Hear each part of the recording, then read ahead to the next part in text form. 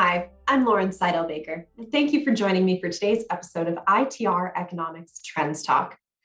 Today, we're answering a listener question. It's a common one out there. It's about stagflation. I'm sure you've heard this buzzword before, and I'm sure you're hearing it a bit more now. We certainly are. We're getting a lot of questions over whether the US economy is headed for stagflation. So let's pull that question apart. First, what is stagflation? And secondly, is that where the US economy is headed in the near term? So the easy answer is no. We do not expect to be headed toward a stagflation cycle. So what does stagflation really mean? Well, it's a portmanteau. The first part, stag, comes from stagnant or stagnation in the economy.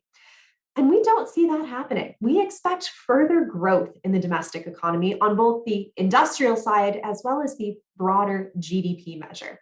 So by that, we mean no recession, no significant pullback in economic activity. Yes, our economy is in a slowing growth phase of the business cycle, but everyone hears that and they just focus on the first word, slowing. Fewer people focus on the entire concept. That second word is still growth.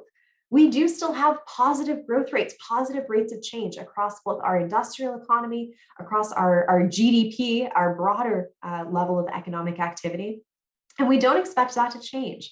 So the recovery, 2021, we saw very rapid rise, a very robust recovery. It brought us to some quite high growth rates. Those were never sustainable. We never expected accelerating growth to continue indefinitely. That just isn't how economic cycles tend to work. So slowing growth was really a natural consequence. We had to see that pullback, that come back down to earth to those more sustainable, hopefully manageable for many businesses in those growth rates going forward. So slowing, but still positive growth. That's the first side of the equation. But back to our favorite buzzword, stagflation.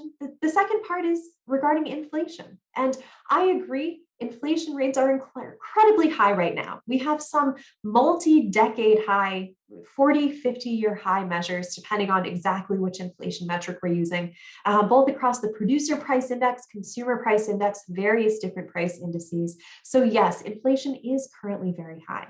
But if you've seen our forecast, you'll know that we don't expect this rapid and increasing pace of inflation to last too much longer. We're very close to the peak of that cycle. So disinflation is in our not too distant future. By the end of this year, we should see disinflation across both producer and consumer prices. Let me be clear, I am saying disinflation, not deflation. So we don't think price levels are going back down, but we do think they're due to rise at a slightly slower and slowing rate. What that means is that prices will still be increasing, but this rapid rebound, this surge in price levels that has us all so bothered, that's largely behind us. And indeed, the fundamental drivers that drove inflation so high, many of those factors are not repeating. They're now starting to taper off.